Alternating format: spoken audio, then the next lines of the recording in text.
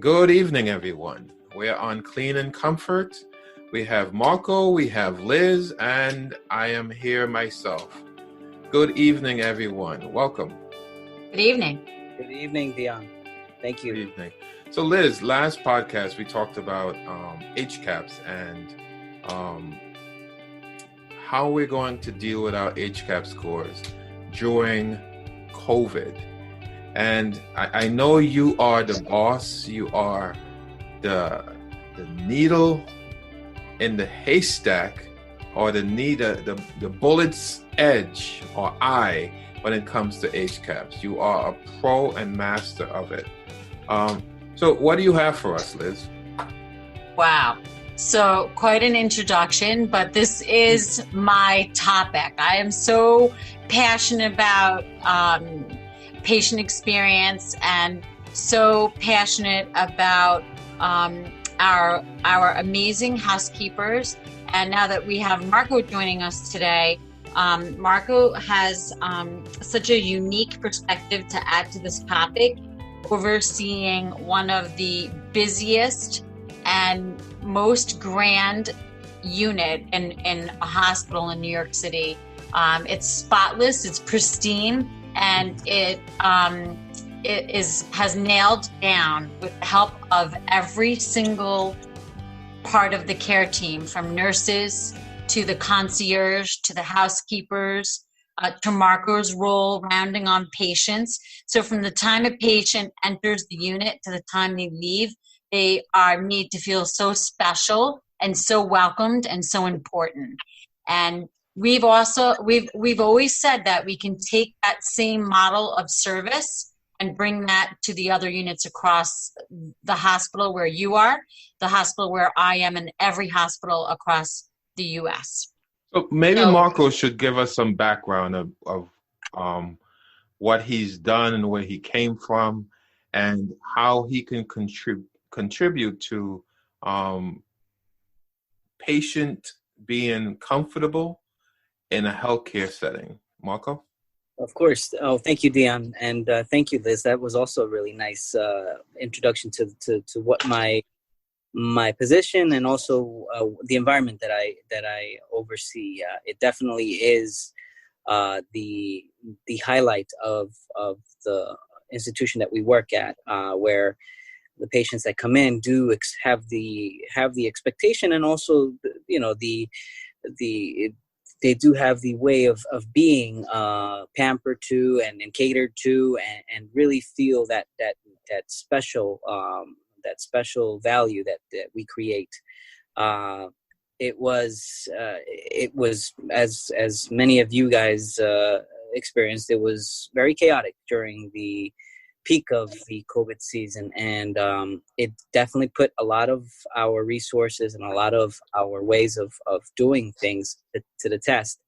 But I can definitely I'm happy to say that we worked through the storm, and we were able to come out looking a lot more stronger, a lot more appreciative of everything that we do day in and day out. I definitely know for a fact that my staff doesn't look at their role anymore the same way. It looks at it with so much more value, and I think that's the way I think we can bounce out of this, as using the COVID-19 pandemic as a learning opportunity and a moment of reflection for us to be able to come out stronger and better and bigger for the years to come.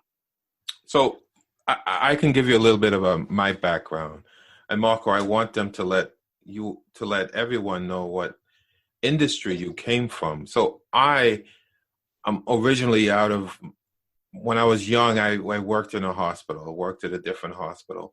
I've been from a patient transporter to a housekeeper to a person working in the admitting department to a person working in the emergency room. I've worked in the ORs. I worked a lot of places in the healthcare industry. So I am not a master at making sure that people are taken care of in a different type of setting like where you came from, Marco. If you could tell us a little bit about that. Of course, my background is in hospitality. I'm working at the in the hotel industry. I was also working at the airport. I was also working at retail, and I was for a long time. I spent about 8 years working at a rental car agency, going up the ladder as you have mentioned, Dion, starting from the beginning as an intern all the way up to an assistant manager to a manager. Through that is where you get to learn a little bit of the tricks or the trades of being able to provide exceptional service. Correct.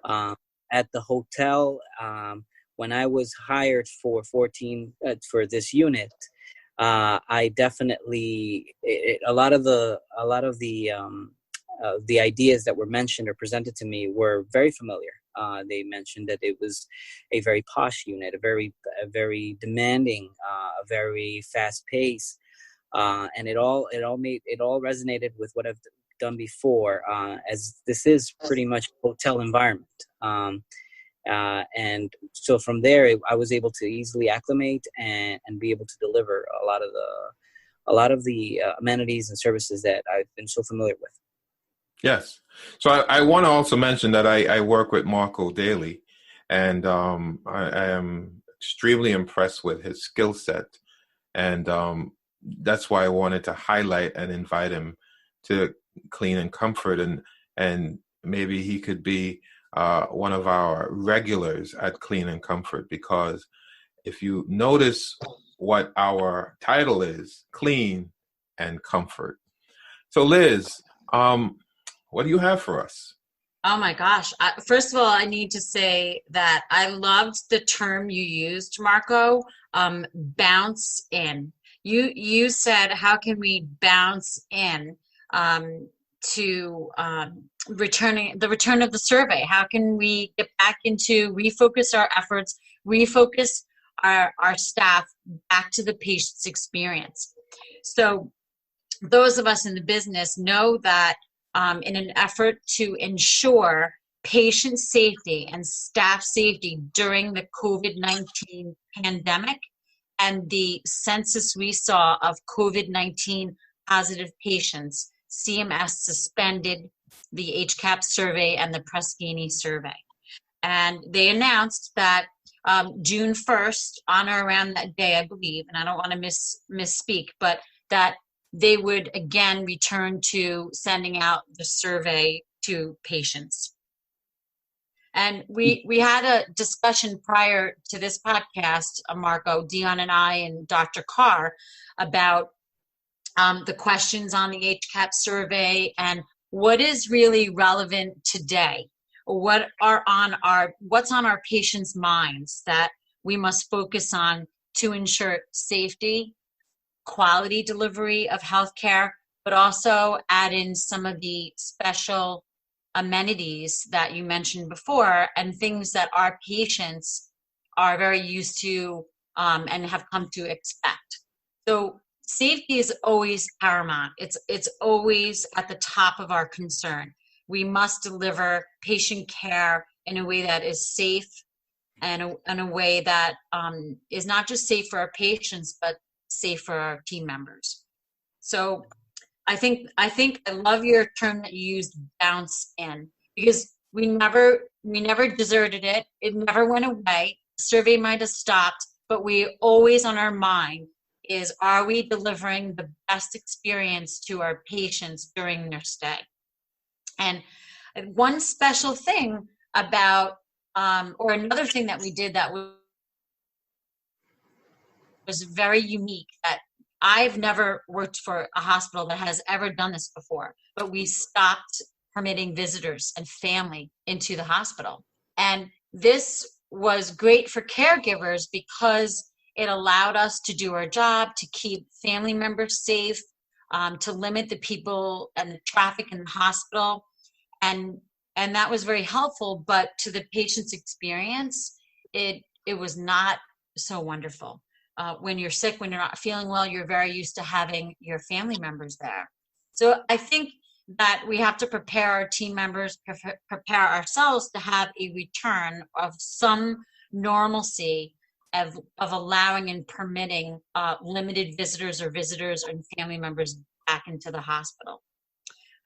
So the other thing that's on my mind is that housekeeping is everyone's job. Our team members might have the title of housekeepers and work in environmental services, but I think that it's really important, and this message is critical, that nursing, patient care technicians or nursing assistants, transportation, respiratory therapy, physical therapy, environmental services, there's so many team members in and out of the patient room every day that I think it's very important for us to have some very good conversation on how can all of these teams, all of these disciplines work together to always maintain the patient's environment during their stay.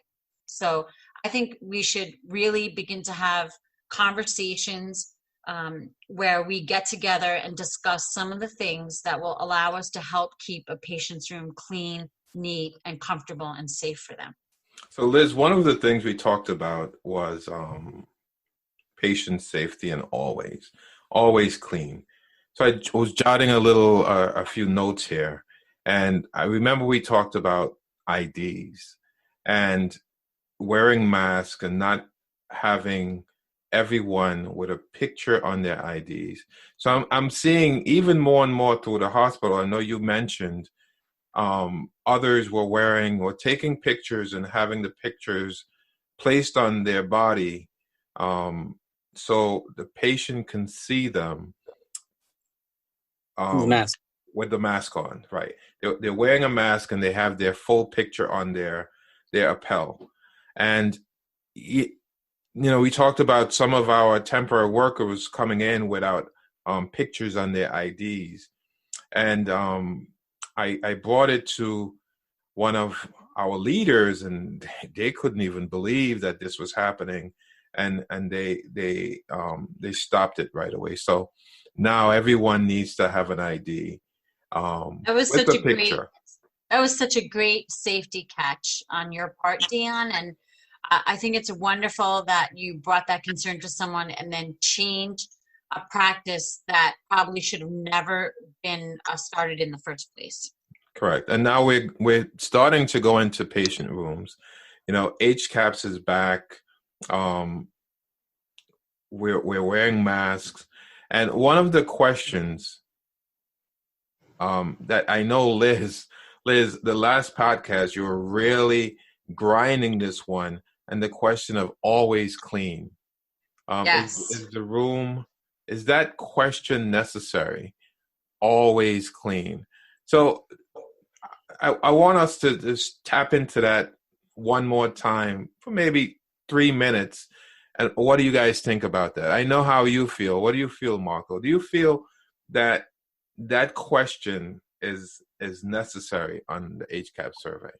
I definitely think it is, and it really falls on what Liz had mentioned before, that it's everybody's wearing the EVS badge. Everybody. I could not, me myself, in my the way I am, or the way I hold certain priorities. If I walk into a room, let's say I just go in to turn off the lights and I see a bunch of clutter by the entrance, I am forced to go in there and handle it myself, or at least grab a couple of my guys and say, hey, listen, we got to do something about this. Right. So, that is just in nature. And I think that's something that needs to be, built into a lot of our team members. So that way that it's like a second nature, that they go in there and they need to make sure that they're, helping with this mission of always keeping that room clean. Correct. So I feel that the question is tricky.